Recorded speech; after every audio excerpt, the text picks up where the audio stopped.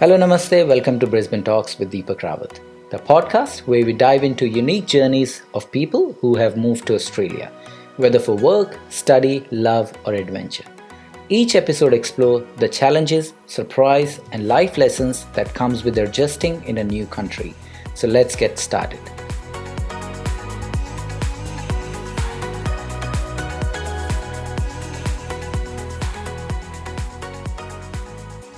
Hello Shantanu ji, कैसे हैं? बस ठीक। तो Shantanu ji, welcome to the podcast. Thank you. तो जैसे कि हम जानते हैं कि इस पॉडकास्ट में हम लोगों से मिलते हैं, बातें करते हैं, जानते हैं कि उनकी जर्नी कैसी रही ओवरसीज़ में आने की। तो थोड़ा सा कुछ बताएं कि कब आप आए, कहाँ से हैं आप, किस ईयर में आपका आने का यहाँ पे प्लान बना? ओके, तो to begin with, I was born in West Bengal जी। फिर मेरे parents are permanently settle in Uttar Pradesh, Varanasi, one of the holiest places of India, you know. मैं काम के सिलसिले में दिल्ली भी था जी। फिर बॉम्बे था। So I was in Bombay for last 15 years or so before I migrated to Australia in 2001। 2001 में आप आए? हाँ जी। तो मेरी एजुकेशन अगर देखते हो तो मैं इलाहाबाद में करीब 11 साल था, जहाँ मैंने कॉलेज किए, एजुकेशन हुआ, and then my university, I am a graduate in engineering, so I did it from Banaras Hindu university and way back. मैं admission 1979, it was a 5 years course, so 1984 का बैच हूँ। So this is in short. तो क्या idea क्या था आने का बाहर, कैसे मन बना, क्या क्या ऐसी सिचुएशंस आई कि आपने कहा कि बाहर मुझे जाना है, ऑस्ट्रेलिया जाना है या कहीं भी जाना है? कुछ ऐसा था कि लास्ट में जैसे मैंने बोला कि बॉम्बे में रहते हुए I was mainly into international business. Okay. every 3 months in a quarter I used to go abroad for my office work। जी। तो 15 दिन का होता था, या जैसा जैसा ऑन एन एवरेज अलग अलग कंट्रीज में आप जाते थे ड्यू टू यूरोप वर्क? जाना था, जी, कभी जी। America. They were the main base. अपनी कंपनी का जहाँ जहाँ मैंने काम किया उनका जी, ये मार्केट जी। था। तो बेसिकली ये हुआ कि यूके में एक कंपनी थी, जी। उसका एक इंडियन सब्सिडियरी था, तो उससे भी बॉम्बे में उससे उस लड़के से मेरी बातचीत हुआ करती थी। तो एक समय हम लोग लंच पे थे, वर्किंग लंच शुरू हुआ, जी, बट देन जी। Turn into informal one. तो बातें करते करते उसने पूछा कि कभी तुमने बाहर जाने की सोचा? हमने कहा नहीं, ऐसी कोई बात नहीं है। Okay. बट मैंने उसके पहले एक बार सोचा तो था, इन द सेंस कि कनाडा जहाँ officially Okay. Legally, but Canada में ये पता चला कि the route was quite circuitous, in the जी, सेंस जी, बड़ा जी। लंबा Correct. लगता है। तो इनफैक्ट इसी सिलसिले में सोचने के तौर पे मैं कैनेडियन सेमिनार में भी गया था। ओके। और तो मैंने वो को यही बोला कि रूट बड़ा लंबा है, I am not too interested. और मैंने सुना कि वहाँ पर ज़्यादातर इलीगली जाते हैं। जी जी, पहले शुरू में इस तरह का हाँ, काफ़ी तो स्टोरीज I was आती not थी। interested। और जी, जी। मैं कनाडा ऑफिस के सिलसिले में काम करने भी गया, तो वहाँ पर मैंने देखा कि there are two halves of it, in the sense एक साइड फ्रेंच जानना जरूरी है in order to employment prospect, दूसरी side English. So the job prospect wasn't very good. तो Okay. मैं बोला कि यही उस तरफ मेरा आपने नहीं बना? हाँ, यही मेरा एक सोचने का था। रिसर्च किया था और यही पे रुक गया है। तो आई मीन अगर आगे बढ़ाते तो उसने बोला कभी ऑस्ट्रेलिया सोचा? Okay.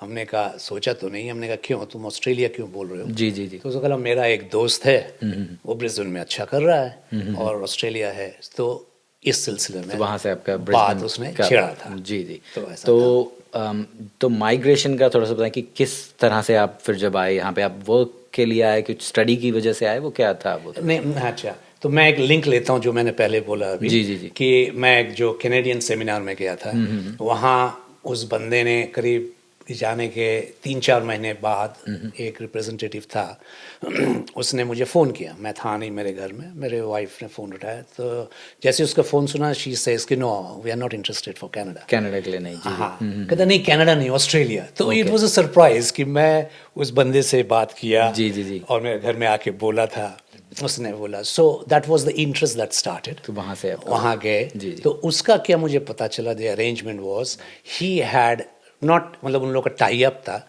Correct. एक ऑस्ट्रेलियन एजेंट का। That fellow there's a South Indian fellow. She was once upon a time working in the immigration department of Australian embassy. Okay. उसने अलग से अपना एक बिजनेस खोला जी, एज ए जी। Migrant agent. तो उसने बोला आपका जो भी रिज्यूमे हमारे फाइल में था उसने असिस्ट किया and you can be considered under the skilled migration.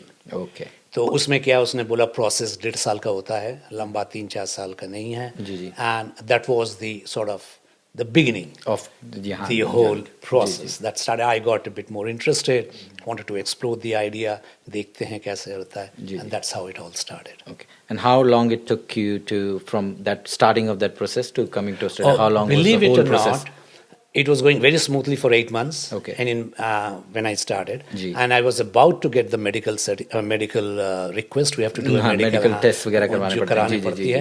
But suddenly it got stopped in February 2001. ये बोल के कि अभी रिक्वेस्ट आई है कि जो भी उनका कोटा होता है हर साल का कुछ जाने का, तो IT वाले को भेजो. Okay.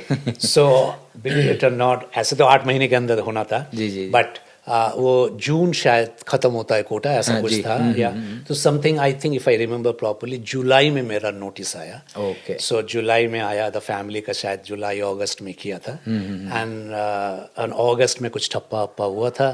And 1st September. So if we talk of the whole thing, I should say yes it was within nearly 15 months. 15 months में आपका हो गया था. My 1st September 2001 to be very precise. Okay, that's good. तो ये मेरी family follow की थी. Okay. After 4-5 months. So okay. तो वही फैमिली डायनामिक्स में ही हम पूछना चाह रहे थे कि अकेले आपका अब बना प्लान या वो the whole family was coming, और फैमिली थी तो कौन कौन फैमिली में थे? उस समय एडवाइस अच्छा नहीं मिला था. इन द सेंस हमने सोचा पहले मैं जाऊंगा. जी. मैं जैसे बोला इंटरनेशनल बिजनेस में है, तो मैंने सोचा कि मुझे नौकरी जब मिल जाएगी तो फैमिली को बुला लेंगे. क्योंकि एक थिंग जो खटकती है, और बॉम्बे स्पेशली, बच्चे का एजुकेशन. एक बार अगर एजुकेशन बच्चा भर्ती हो या एडमिशन हो जाता है, निकाल के फिर स्कूल में in Bombay is next to impossible. लोग बोलते हैं घर मिल जाता है, एजुकेशन में एडमिशन नहीं मिलता है. So we were very sort of cautious, अगर ऐसा बोलें. तो मैं पहले आया, सोचा हो जाएगा, एंड देन पूरा फैमिली को बुलाएंगे. बट देन मैं तब तक उतना हो नहीं पाया मेरा कुछ, मतलब परमानेंट बेसिस पे. Therefore we finally decided let my family come in December. So there was a gap of 3-4 months. 3-4 months. तो जब आप यहाँ आ गए तो what sort of employment, तो आप बोल रहे हैं कि आपको जॉब मिल गई थी या वो भी एक कोई स्ट्रगल थी? I kept trying. Okay. तो जॉब नहीं थी आपकी जब आप आ गए? Interviews कॉल आते रहे. Okay. Maybe because of my resume or whatever. But what I found was यहाँ पर एक नया चीज एक्सपीरियंस हुआ. I was overqualified. Okay. So that was a new concept for me. जी. तो उसमें क्या हो गया कि मेरा अपना जो एजुकेशन था that got assist also. Okay. Very NUSER I think जो इनका बॉडी एजुकेशन है, जी. वो लोग एसेस कर देते हैं. Correct. But subsequently if I think about it, I think I made a mistake. वो मैं बाद में बताता हूँ आपको. So I was told I was over qualified. Okay. And मैंने जहाँ भी अप्लाई किया कि oh this is a very junior position. फिर कभी हुआ I had 15 years of experience international business. सामने वाला जो बंदा या बंदी मुझे इंटरव्यू कर रहे हैं वो शायद 5 साल 6 साल. So you know how hard I try to influence them कि इंटरनेशनल बिजनेस मैं कहीं से भी कर सकता हूँ. जी. But I couldn't make them. Do you have an Australian experience, knowing very well of course कि नहीं है. So these were the hardships that were sort of become a burden for me, in the sense hurdles starting में. And then I was getting into, obviously ये सब September आया, getting into November December when you start everything closes, nothing happens. तो job कब तक आपको मिल गई थी या कौन सी पहली जॉब थी? थोड़ा सा और जॉब किया था कहीं. हाँ, थोड़ा सा कहीं पे एक जगह वो कारपेट लोगों ने एक कंपनी से पता चला कि somehow I do not know remember the links, but through a friend I came to know वो टूम्बा में एक शॉप लगाना चाहते हैं for 6 weeks. So whether anyone was willing, तो हमने टूम्बा भी गए, handle the shop arrangements. So that was sort of thing. But the long term basis what I thought and started talking to people कि education और improve कर लो, higher education में. So I joined QTS doing my masters. And subsequently I was in conversation with one of my professors. हाँ, मुझे तो मैं एक side मैंने मास्टर्स में एडमिशन भी लिया और दूसरे साइड मुझे ट्यूटरिंग का भी अपॉर्चुनिटी मिला. So that was the manner in which जहाँ से आपका फिर थोड़ा कंफर्टेबल आपका. हाँ, मतलब very small but that is the manner in which I started off. तो थोड़ा सा जैसे बोल रहे कि हम लोग इंडिया से आते हैं तो यहाँ पर कल्चरल हमें शॉक थोड़ा मिलता है कि कुछ अलग है, तो कुछ ऐसा आपके साथ अगर हुआ हो तो उसके बारे में थोड़ा बताएं. देखो, I should say I will take a different interpretation to that cultural thing. जी. मुझे पता है कि हम ऑस्ट्रेलिया आ रहे हैं, so is a supposedly part of the western world. जी. उतना तो पता है. एंड जैसे मैंने बोला, इंटरनेशनल बिजनेस में हम गए थे. मेरे फैमिली भी गई हुई है, उनके फैमिली भी बाहर थे, तो गए हुए हैं. बट व्हाट कल्चरल शॉक मुझे लगा, और मेरा इंटरप्रिटेशन है, is from the Indian community. Okay. जब उन्हें पता चला मैं नया आदमी हूँ, लुकिंग फॉर ए जॉब, और हम लोग नए हैं looking for a job, and obviously so they try to shunt us. They very politely told us, phone कर लेना ये. एंड कम्युनिटी कम थी यहाँ पे उस टाइम पे? ऐसी बात नहीं थी. देवर बंगाली कम्युनिटी, देवर हिंदी कम्युनिटी. मैं जैसे बोला बंगाली हूँ. And so but then they were very polite. It's like, you know, the politics of politeness. Maybe अगर Trump का word use करूँ तो. But all said and done, they as if like I was not much welcome to talk about. All that was looking for some notes. शायद कुछ competition समझ रहे थे कि ऐसा क्या कि अगर मैं इसको ज़्यादा बता दूं तो ये मेरे आगे ना चला जाए. I do not know. But I felt the non-Hindu or non-Indian community helped me a lot. I got help from Samoans. That's good. They gave me certain suggestions of what I should be doing for my children. Education कौन से school better है, कैसा है. उन्होंने भी बोला कि कहाँ ये संडे मार्केट होता है, वहाँ जाओ तो सब्जी और ये उस समय कम होता था. बिकॉज पता नहीं, उस समय सैटरडे संडे को कर्फ्यू लगा रहता था. No shopping mall was open, कुछ भी नहीं था, खाली कन्वीनियंस स्टोर. बिल्कुल. ब्रिस्बेन थोड़ा स्लो भी है. सो this is my interpretation of culture shock. नहीं, ठीक है. तो थोड़ा सा क्वालिटी ऑफ लाइफ की बात करते हैं. तो 2001 में आप यहाँ आ गए थे. 2025 आज हो गया, ऑलमोस्ट 24-25 ईयर्स आपको हो गए. तो जब आप बैक देखते हैं तो क्वालिटी ऑफ लाइफ यहाँ की कंपेयर टू इंडिया क्या डिफरेंस समझते हैं? सेम है, यहाँ बेटर है, वहाँ बेटर है, वो उसके बारे में थोड़ा बताएं. देखो, you can take it as different phases. Experience कैसा था, जस्ट एक जर्नी बताता हूँ. Then as of today where I stand. Journey के हिसाब से जब तक नौकरी नहीं थी तब तक आई वाज फीलिंग कि क्या डिसीजन सही लिया एज ए फैमिली. समझ रहे हो कि नहीं? वहाँ थी, ठीक है नौकरी. जैसे हम लोग मोर इकोनॉमिक बेटरमेंट के लिए आए थे फॉर आवर फैमिली, बच्चों के लिए, जहाँ एजुकेशन सिस्टम में भी कोटा शुरू हो गया था. Not to talk about the job situation. But मिलेगा भी कि नहीं. उसके बाद हमें ड्राइविंग लाइसेंस भी लेना था. Because that is a big like a similar to a passport here in Australia. तो ये सब में उस समय लगता क्या किया क्या नहीं किया. तो बट नौकरी मिलने के बाद, like you know, as I said, me personally वो ट्यूटरिंग, फिर मैं एजुकेशन लाइन में था. Then permanent job, I turn into public service. Here I can only say कि मुझे एक ही बंदे ने, इंडियन बंदा था, एक ही बंदे थे, तुम अकेले क्यों आए, अपने फैमिली को क्यों नहीं ले आए. Your wife might have got a job earlier than you. Here कभी कभी फीमेल लोगों को ज़्यादा प्रेफरेंस दिया जाता है. And that was one good advice which came to me late, but yes, my wife got a job, permanent position before me. So that was a big help to me financially. Because मैं जब तक education में था, चला गया था, then they brought in casualization of work. कुछ भी पोजीशन हो, 1 साल की कॉन्ट्रैक्ट देंगे, प्रोबेशन देंगे, 1 साल की कॉन्ट्रैक्ट मिलती थी. And coming from India, we are used to permanent positions. ये कैजुअलाइजेशन, यहाँ तो लोग पढ़ने के बाद भी, क्लास 12 के बाद भी 1 साल की छुट्टी लेते हैं. तो हमारा वो मेंटल सेटअप नहीं था. But all said and done, what I found as we started to establish from beginning से अगर देखो तो यहाँ environment wise pollution free. एक ये था. बच्चे लोगों को अपने स्कूल से कोई तकलीफ नहीं थी, कल्चरल उनको डिफिकल्टी नहीं थी. So I was feeling good. हाँ, एक प्रेशर पॉइंट ऑफ व्यू था कि we should be ourselves financially stable in order कि बच्चों लोगों को स्टेबिलिटी दे. करेक्ट. वो एक था कि उन लोगों को दिक्कत ना हो. बट उन लोगों को जब देखा कि स्कूल में उन लोग दे आर अच्छे तालमेल हो गए हैं, so that way we were happy. So from as things progressed, I should say we are much happy in Australia. क्योंकि इंडिया की अभी भी हर साल ही जाते रहते थे, एंड जाते हैं अभी भी. तो द पॉइंट इज यहाँ जैसे the job that you are doing, the public service jobs, office में आने के बाद we get some time to ourselves, TV देखते हैं, तो वो work life balance I think इसका मीनिंग का मतलब वी एक्सपीरियंस यहाँ पे पता लगता है, यहाँ पता लगता है. And obviously we get a much better environment in terms of pollution free environment. So yes, from the point of view of living here, surroundings, environment, काफी बढ़िया आपका. काफी बढ़िया. जी. तो लॉन्ग टर्म प्लान्स क्या हैं आपके, कि यहीं रहना चाहते हैं रिटायरमेंट के बाद, कि नहीं सब छोड़ छाड़ के इंडिया वापस जाना रहते, उसके बारे में थोड़ा सा. देखिए, दो चीज अगेन है.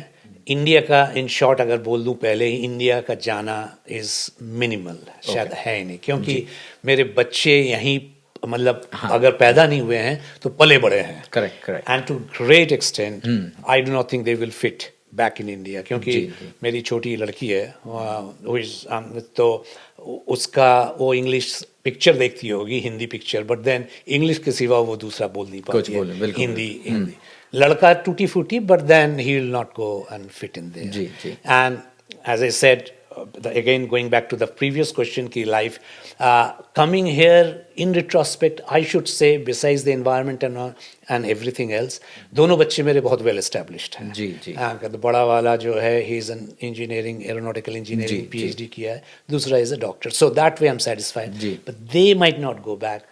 Therefore I personally I have no chance or willing even of going back. So that's the long term perspective. No, good.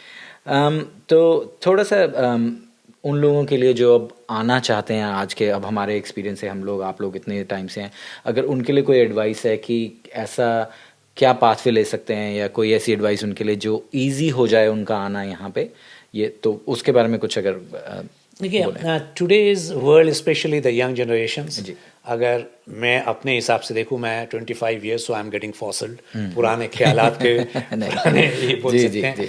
But what we did कि we heard all sorts of information, जिसने भी जो भी बोला हमने सुना. जी. हर का अलग अलग बैकग्राउंड है, हर का अलग अलग. अभी आपने मुझे कुछ एडवाइस दिया, that might not suit me. जी बिल्कुल, because it might be very good in your perspective. Correct. Okay, जैसे मैंने हायर एजुकेशन बोला, आजकल ज़्यादातर बच्चे वो एक एजुकेशन रूट लेके आते हैं.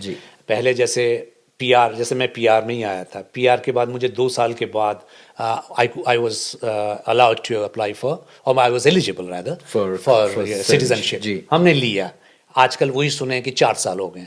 सो the last 24 years 25 years the policies are changing. एक तो ये है. But what I would only suggest is though they are the new generation are fed on social media, उनके पास ज़्यादा knowledge है, बिल्कुल ज़्यादा information है, but then while there are some good knowledge, then there are some garbage. तो उस हिसाब से information वो जहाँ से भी मिले, जो भी मिले, लेते रहें. जी. It is for them कौन से इंफॉर्मेशन लेके फिल्टर करें, कौन से इंफॉर्मेशन लेके में क्या फिट बैठ रहा है, उस तरह से वो कुछ तरह से ले. जी. Because it is a big ask कि आप वहाँ छोड़ छाड़ के यहाँ आए बच्चे लोग, और उनका एक्सपेक्टेशन भी ज्यादा होता होगा. बिल्कुल. कि आते ही हमें पीआर मिल जाए, या आते भी, and things are getting tough. जी बिल्कुल सही. उतना आसान अभी हो नहीं रहा है. But then having said all this, I can only suggest they should be open to ideas, be flexible. कि जैसे देर आर पीपल हु से मैं साइंस पढ़ के आया, यही करूँगा. Let them be flexible in their opinion. यहाँ की क्या डिमांड है, flexibility should be the word. That's correct. कुछ भी करने को राजी हो. जी. And that might take them to something better. Of course. सही है. तो फिनिश करने से पहले हम यूजुअली हमारी जितनी भी जर्नी होती है, तो कोई ना कोई 2 लोग 4 लोग ऐसे होते हैं जिन्होंने कहीं ना कहीं, जैसे आपने बोला कि एक कोई थे जिन्होंने आपको हेल्प किया, तो ऐसे कोई लोग हैं जिनको आप इस पॉडकास्ट के थ्रू थैंक्स बोलना चाहते हैं, तो प्लीज. स्पेसिफिकली नहीं, if I have to look my own family. जी. हमारे 4 जने. एक तो ये है कि मेरी वाइफ, वो as I said she got the job. बहुत बड़ा उनका रोल था आपका. मैं मास्टर्स की, मैं एजुकेशन में चला गया, एंड देन आई वो कैजुअलाइजेशन से हटने के लिए मैंने पीएचडी भी किया. So that was more on a scholarship, but she had I should say she had a permanent position, so इसे फाइनेंशियली सपोर्ट किया.